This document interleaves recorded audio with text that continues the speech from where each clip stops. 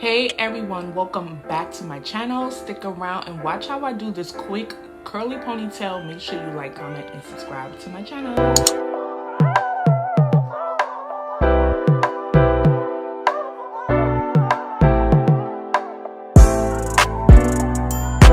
Today we're going to be doing a quick ponytail. Look at my hair. I just washed my hair. It smells so good. So I'm just gonna go in with some heat protecting spray. It has vitamin E and aloe in it because I will be straightening, hot combing my hair. Unfortunately, my hot comb broke, so I gotta use the one for the stove. So if I don't record it on here, just know that I just told y'all it's because my hot comb broke. So I got my hot comb. I'm just gonna pass through it because I am natural and I don't want my hair to break off. I'm trying to like not put heat in it too much. I need to get my hair done and I have to go somewhere in like 2 hours, and I'm pretty sure I could do this within 2 hours. I like to go in with my flat ironer, which I'm gonna show y'all in a minute, but we're gonna do a quick ponytail today because 3 things. Once you get the hang of doing your own ponytails, I never have a problem with it. So